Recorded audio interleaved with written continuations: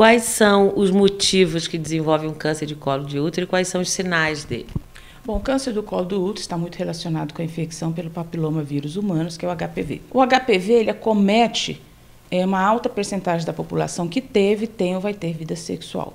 Todo mundo que tem HPV vai ter câncer do colo do útero? De jeito nenhum, menos de 1%. Então, o HPV é uma causa necessária, porém não é suficiente para ter câncer do colo do útero.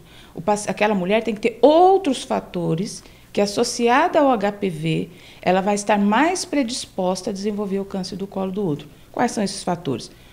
Sobretudo a mulher tabagista. Porque o cigarro já está comprovado que ele diminui a imunidade celular da vagina contra o HPV. Então, tem vários mecanismos que o cigarro faz na vagina para comprometer essa imunidade. A mulher não fumante, ela tem menos risco.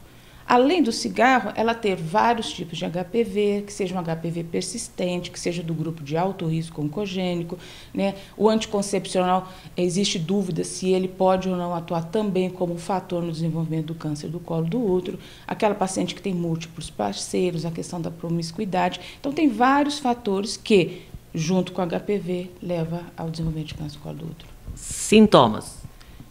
O sintoma mais evidente seria sangramento. Porém, se a paciente tem câncer do colo do útero e ela apresenta sangramento na relação sexual, que se chama sinusio-ragia, geralmente já não é um câncer inicial. Tá? Tirando essa fase inicial, quando já dá sintoma de sangramento, as outras é assintomática. Tratamento, tem cura? Tem cura, com certeza. Quanto mais precocemente diagnosticado, maior é a taxa de cura, como qualquer outro tipo de câncer. Então, se a gente faz diagnóstico na fase inicial, que a gente chama fase 1, que é o estadio 1 da doença, o tratamento é cirúrgico. Pode ou não haver necessidade de complementar com químio e radioterapia. Nas fases mais avançadas, o tratamento preconizado é químio e radioterapia, porque a gente não tem condições técnicas de retirar o tumor como deve ser tirado para oferecer a cura. O câncer do colo do útero no Brasil estima-se para 2013 cerca de mais ou menos 19 mil casos novos. Tem uma taxa de mortalidade mais baixa, porque ele tem como método de rastreio ou screening já consolidado, que é o famoso Papa Nicolau, ou o exame de lâmina, ou o exame de colpocitologia. Depende de cada profissional como que se refere ao exame.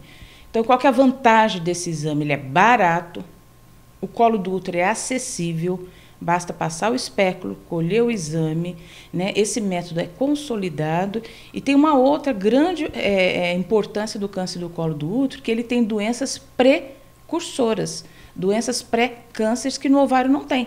O ovário, quando a gente faz diagnóstico, o paciente tem câncer de ovário.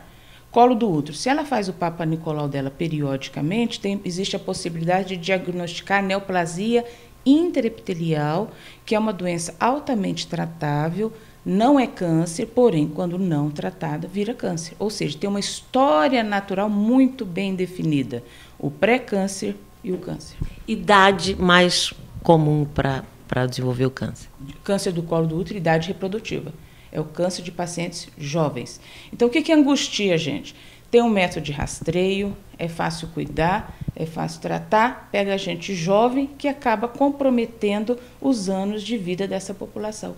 E se for analisar hoje a mulher é arrimo de família de muitas famílias no Brasil, inclusive em Brasília.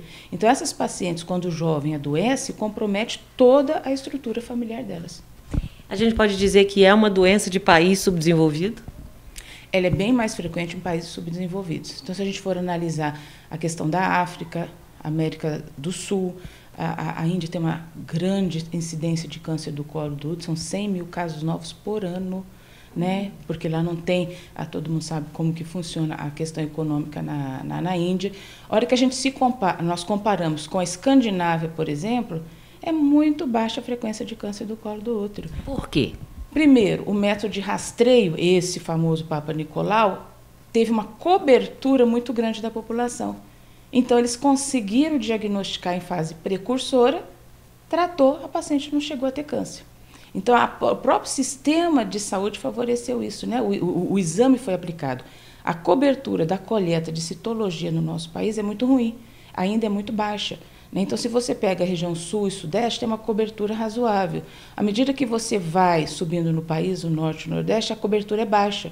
Então, aumenta a frequência de câncer e a grande maioria diagnosticada em fase avançada. E nesses países, quando se faz diagnóstico, é exatamente o contrário do Brasil. 80% das vezes em fase inicial e apenas 20% em fase avançada. A senhora tendo hoje o poder de definir alguma política pública com relação à saúde, à prevenção do câncer de colo de útero, qual seria uma medida que a senhora tomaria? Tentar colocar laboratórios, porque não basta eu colher a citologia, eu tenho que ter o quê? O patologista, o citologista, para ler aquela lâmina que eu colhi. Né? Então, tentar aumentar a formação desses patologistas, principalmente nos países em que a gente vê que tem a maior mortalidade de câncer do colo do útero. Questão de cobertura. Aí você me pergunta, eu implantaria novas tecnologias? Nós sabemos que existem vários exames que podem ajudar nesse diagnóstico, porém, esses países conseguiram diminuir a frequência com o nosso famoso Papa Nicolau. Então, se conseguir ter uma cobertura de mais de 80% da população feminina no Brasil, nós também vamos conseguir diminuir. Né? É uma questão de se empenhar nisso.